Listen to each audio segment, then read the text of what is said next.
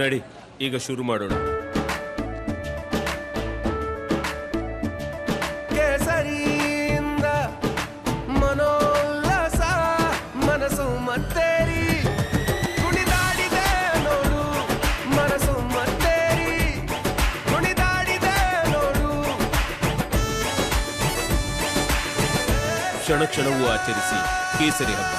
ವಿಮಲ್ ಬಾಯಲ್ಲಿ ಹೇಳಿ ಕೇಸರಿ. ದೇಶ ಕಂಡ ಅಪ್ರತಿಮ ಆಡಳಿತಗಾರ ಹಾಗೂ ದೇಶ ಸ್ವತಂತ್ರಗೊಂಡ ನಂತರ ಇಲ್ಲಿಯವರೆಗೆ ಕಾಂಗ್ರೆಸ್ಸಿನ ಎಲ್ಲ ಸರ್ಕಾರಗಳಲ್ಲಿಯೂ ಸಹಿತ ಒಂದೊಂದು ಹಗರಣಗಳ ನಡೆದು ಭ್ರಷ್ಟಾಚಾರದ ಸರ್ಕಾರವೇ ಅಂತ ಮನೆಯ ಮಾತಾಗಿದ್ರೆ, ಕಳೆದ 10 ವರ್ಷದಲ್ಲಿ ಒಂದೇ ಒಂದು ಭ್ರಷ್ಟಾಚಾರದ ಕಪ್ಪು ಚುಕ್ಕೆ ಇಲ್ಲದಂತೆ ಆಡಳಿತವನ್ನು ನಡೆಸಿದಂಥವರು ಸನ್ಮಾನ್ಯ ನರೇಂದ್ರ ಮೋದಿಯವರು. ಹಾಗಾಗಿ ಒಂದು ಆಡಳಿತ ಇನ್ನೊಂದು ಆರ್ಥಿಕ ನೀತಿಯ ಪರಿಣಾಮವಾಗಿ ಇವತ್ತು ಜಗತ್ತಿನ 5ನೇ ಅತಿ ದೊಡ್ಡ ಆರ್ಥಿಕ ಶಕ್ತಿಯಾಗಿ ಹೊರಹೊಮ್ಮಿದೆ. ಸ್ನೇಹಿತರೆ, ನಾನು ನಿಮಗೊಂದು ಮಾತು ಹೇಳಲಿಕ್ಕೆ ಬಯಸ್ತೇನೆ. ಯಾವಾಗ ಭಾರತೀಯ ಜನತಾ ಪಾರ್ಟಿ ಮುಂದಕ್ಕೆ ಬರ್ತದೆ, ಭಾರತೀಯ ಜನತಾ ಪಾರ್ಟಿ ಪ್ರವರ್ಧಮಾನಕ್ಕೆ ಬರ್ತದೆ, ಒಂದು ಅಪಪ್ರಚಾರವನ್ನ ಮಾಡುವ ಕೆಲಸವನ್ನ ಮಾಡ್ತಾರೆ. ಅದು ಏನು ಅಂದರೆ, ಬಿಜೆಪಿಯವರು ಸಂವಿಧಾನವನ್ನ ಬದಲಿಸ್ತಾರೆ ಮತ್ತು ರಿಸರ್ವೇಶನ್ ಅನ್ನ ತೆಗಿತಾರೆ ಅಂತ ಹೇಳಿ. ನಾನು ಒಂದು ಮಾತು ಹೇಳ್ತೀನಿ, ದೇಶದ ಸಂವಿಧಾನಕ್ಕೆ ಮತ್ತು ಡಾಕ್ಟರ್ ಬಾಬಾ ಸಾಹೇಬ್ ಅಂಬೇಡ್ಕರ್ ಅವರಿಗೆ ಅತ್ಯುನ್ನತವಾದಂತಹ ಗೌರವವನ್ನು ಕೊಟ್ಟು ಅವರ ಪಂಚ ತೀರ್ಥಗಳನ್ನ ಯಾರಾದರೂ ಅಭಿವೃದ್ಧಿ ಮಾಡಿ ಅವನ್ನ ಪಂಚ ತೀರ್ಥ ಕ್ಷೇತ್ರ ಅಂತ ಕರೆದಂತಹ ಪ್ರಧಾನಮಂತ್ರಿ ಇದ್ರೆ ಅದು ಶ್ರೀ ನರೇಂದ್ರ ಮೋದಿ ಅವರು.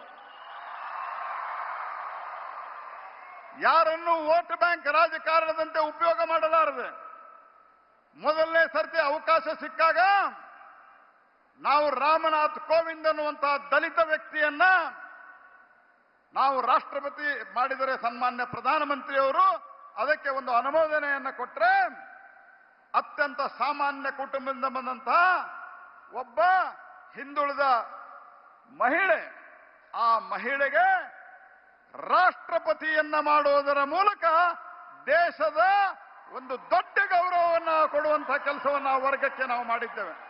ಅನೇಕ ಟ್ರೈಬ್ ಜನ ತಾವು ಇಲ್ಲಿ ಇದ್ದೀರಿ, ಇದನ್ನು ತಾವು ಗಮನಿಸಬೇಕು ಅನ್ನುವಂತಹ ಮಾತು ಹೇಳ್ತೇನೆ ನಾನು. ಸ್ನೇಹಿತರೆ, ನರೇಂದ್ರ ಮೋದಿ ಗ್ಯಾರಂಟಿ ಅಂದ್ರೆ ಆ ಗ್ಯಾರಂಟಿ ಜೀವನದ ಭದ್ರತೆಯ ಗ್ಯಾರಂಟಿ ಅನ್ನುವಂಥದ್ದನ್ನು ತಾವು ನೆನಪಿಡ್ಕೋಬೇಕು. ಈ ದೇಶದೊಳಗ ಭಯೋತ್ಪಾದನೆ ಅತ್ಯಂತ ಕಮ್ಮಿಯಾಗಿ ಆಲ್ಮೋಸ್ಟ್ ಇಲ್ಲ ಅನ್ನುವಂತಹ ಸ್ಥಿತಿಗೆ ಬಂದಂತಹ ಸಂದರ್ಭದಲ್ಲಿ ಕಾಂಗ್ರೆಸ್ ಸರ್ಕಾರ ಕರ್ನಾಟಕ ರಾಜ್ಯದಲ್ಲಿ ಬಂದ ನಂತರ ಯಾವ ರೀತಿ ನಡೀತಾ ಇದೆ ಅನ್ನೋದನ್ನ ತಾವು ನೋಡಿದ್ದೀರಿ. ಮೊದಲನೇದಾಗಿ ನಮ್ಮ ವಿಧಾನಸೌಧದಲ್ಲಿ ಪಾಕಿಸ್ತಾನ್ ಜಿಂದಾಬಾದ್ ಅನ್ನುವಂತಹ ಘೋಷಣೆಯನ್ನು ಮಾಡಿದ್ರೆ ಅರೆಸ್ಟ್ ಮಾಡಲಿಕ್ಕೆ 8 ದಿವಸ ತೆಗೆದುಕೊಂಡಂತ ಒಂದು ನಾಚಿಗೇಡಿ ಸರ್ಕಾರ ಇಲ್ಲಿ ಕೂತಿದೆ ಸ್ನೇಹಿತರೆ. ಅದೇ ರೀತಿ ಒಂದು ಕಡೆ ಈ ಸ್ಥಿತಿ ಆದ್ರೆ ನರೇಂದ್ರ ಮೋದಿ ಅವರ ಸರ್ಕಾರ ಏನ್ ಹೇಳ್ತದೆ, ಭಯೋತ್ಪಾದನೆ ಬಗ್ಗೆ ಶೂನ್ಯ ಸಹಿಷ್ಣುತೆ, ಯಾವ ಕಾರಣಕ್ಕೂ ಸಹಿಸೋದಿಲ್ಲ ಅನ್ನುವಂತಹ ಮಾತು ಹೇಳಿ ಪಾಕಿಸ್ತಾನವನ್ನು ತಹಬಂದಿಗೆ ಇಟ್ರೆ, ಇವತ್ತು ರಾಮೇಶ್ವರಂ ಕೆಫೆ ಬಾಂಬ್ ಬ್ಲಾಸ್ಟ್ ಆದಾಗ ಈ ರಾಜ್ಯದ ಗೃಹ ಮಂತ್ರಿ ಸ್ಟೇಟ್ಮೆಂಟ್ ಕೊಡ್ತಾರೆ. ಏನು ಸ್ಟೇಟ್ಮೆಂಟ್ ಕೊಡ್ತಾರೆ? ಅದು ಸಿಲಿಂಡರ್ ಸ್ಫೋಟ ಆಗಿದೆ ಅಂತ.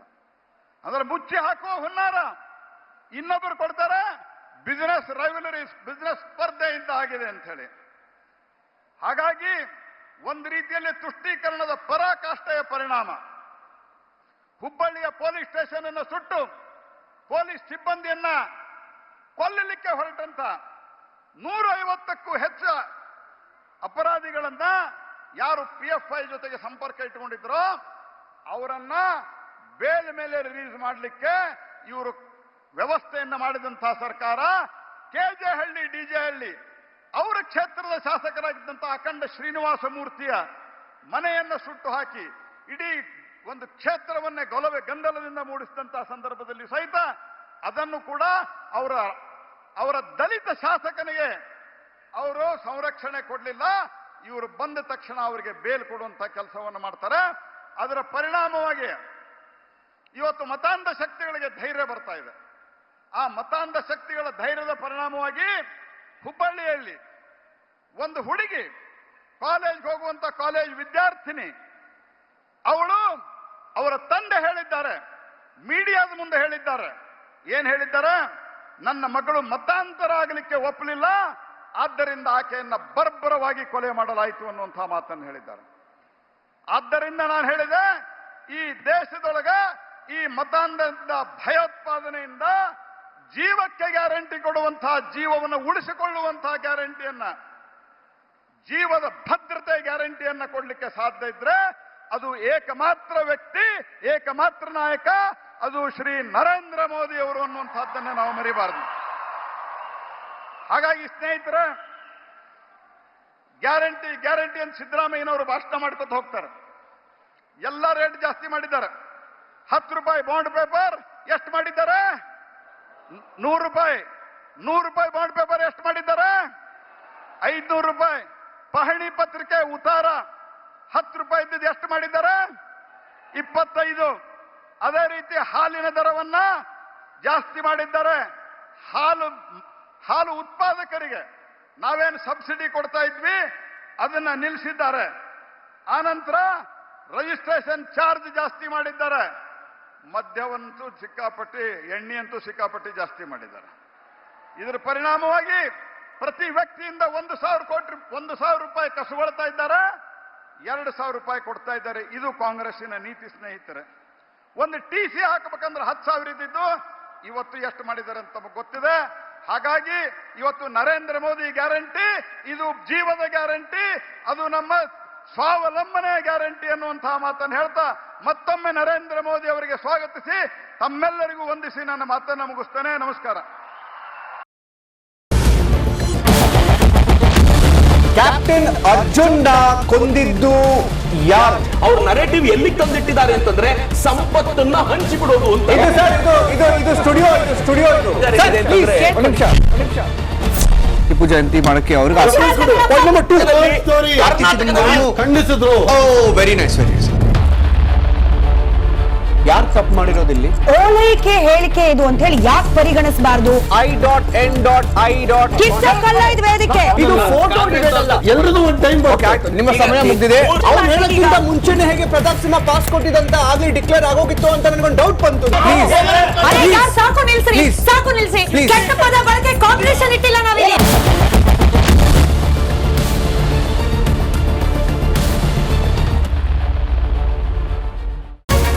ರಿಪಬ್ಲಿಕ್ ವರ್ಡ್ ಆಪ್ ಇದು ಕೇವಲ ಅಪ್ಲಿಕೇಶನ್ ಅಲ್ಲ, ಸಮಗ್ರ ಸುದ್ದಿಗಳ ಸಂಪರ್ಕ ಮಾರ್ಗಕ್ಕೆ ಕ್ರಾಂತಿಕಾರಿ ಬದಲಾವಣೆ.